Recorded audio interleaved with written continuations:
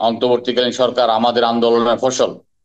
আমরা যে কোনো মূল্যে আমরা বুক চিতিয়ে এই অন্তর্বর্তীকালীন সরকারকে আমরা সর্বতভাবে সহযোগিতা করব। অন্তর্বর্তীকালীন সরকার অকুত ভয় নিয়ে সামনের দিকে এগিয়ে যাবে। সারা জাতি ঐক্যবদ্ধভাবে অন্তর্বর্তীকালীন সরকারের পিছনে আছে।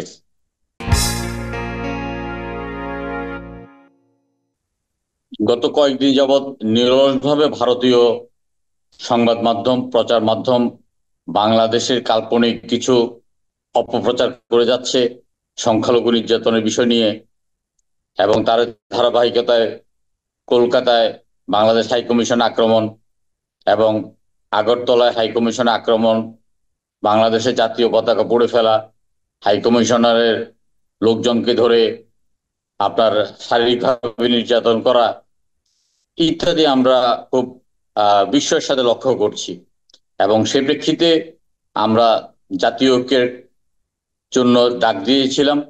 আজকে অন্তর্বর্তীকালীন সরকারের প্রধান উপদেষ্টা ডক্টর মোহাম্মদ ইউনূস সাহেব বাংলাদেশে অগাস্ট বিপ্লবে অংশগ্রহণকারী সকল রাজনৈতিক দলের সাথে একটি বৈঠক ডেকেছেন। বৈঠকে তিনি স্বাগত বক্তব্য বলেছেন যে বাংলাদেশের এই যে ব্যাপক পরিবর্তন, বাংলাদেশের যে বিপ্লব, বাংলাদেশের যে সামনের দিকে এগিয়ে চলা, এটা অনেকে সহ্য করতে পারছে না। প্রতিবেশী রাষ্ট্র সহ কয়েকটি রাষ্ট্র বাংলাদেশকে নিয়ে বহির্বিশ্বে অপপ্রচার চালাচ্ছে। এই অপপ্রচারের বিরুদ্ধে আমরা আমাদের সরকারের পক্ষ থেকে যা যা করণীয় আমরা তা করছি, এবং আগামী দিনেও জাতীয় ঐক্যের ভিত্তিতে আমরা এই সমস্ত অপশক্তিকে মোকাবিলা করব। তিনি তারপর রাজনৈতিক দলের নেতৃবৃন্দের সাথে খোলা মনে আলোচনা করার জন্য বলেছেন। প্রায় শতাধিক রাজনৈতিক নেতা এবং নেতারা উপস্থিত ছিলেন, সেখানে কয়েকজন বক্তব্য রেখেছেন, এবং যারা বক্তব্য রেখেছেন তারা বিভিন্নভাবে বলেছেন, ভারতের এই অপপ্রচারের নিন্দা করেছেন, বাংলাদেশ যে একটা শান্তি সম্প্রীতির দেশ সেটা উল্লেখ করেছেন, এবং বহির্বিশ্বের আমাদের যে দূতাবাস সেই দূতাবাসগুলোকে আরো কার্যকর ভূমিকা পালন করার জন্য বলেছেন। এবং আমাদের পক্ষ থেকে, ভারত দলীয় জোটের পক্ষ থেকে বলা হয়েছে 64টি রাজনৈতিক জেলায় সরকারের উদ্যোগে এবং সমস্ত রাজনৈতিক দলের সমন্বয়ে, সমস্ত রাজনৈতিক দলের সহযোগিতায় সম্প্রীতি সমাবেশ করার জন্য।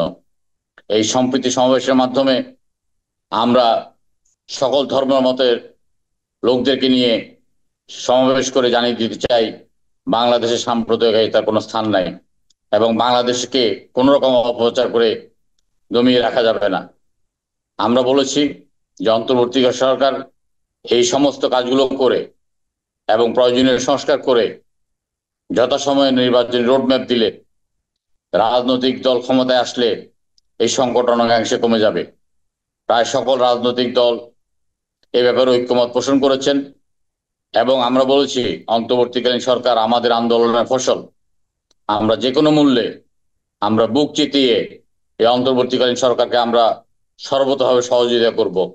অন্তর্বর্তীকালীন সরকার অকুত ভয় নিয়ে সামনের দিকে এগিয়ে যাবে। সারা জাতি ঐক্যবদ্ধভাবে অন্তর্বর্তীকালীন সরকারের পিছনে আছে। ভারতের এই অপপ্রচার রুখে দেওয়ার জন্য আমরা বাংলাদেশের মিডিয়াকে আরো সোচ্চার হওয়ার জন্য আহ্বান জানিয়েছি। বাংলাদেশ সংখ্যালঘু সম্প্রদায়ের নেতাদের প্রতি আমরা আহ্বান জানিয়েছি, আপনারা সঠিক তথ্য জাতির সামনে তুলে ধরুন, এবং আপনারা যেখানে নিরাপদে আছেন, শান্তিতে আছেন, এই কথাগুলো দয়া করে আপনারা বহির্বিশ্ব সহ সকলকে জানিয়ে দেন। এবং সমস্ত রাজনৈতিক দলগুলো ঐক্যবদ্ধভাবে এই ধরনের কথা বলেছে। আজকের এই সভা অত্যন্ত সফল, এবং এই সভার মাধ্যমে আমরা আগামী দিনে একটা সুন্দর বাংলাদেশ বিনির্মাণ করতে পারবো, এটা আজকে আমাদের মনে হয়েছে। সর্বদলীয়ভাবে একটা সুন্দর সমাবেশ হয়েছে, এবং সরকারের উদ্যোগকে আমরা সাধুবাদ জানাই।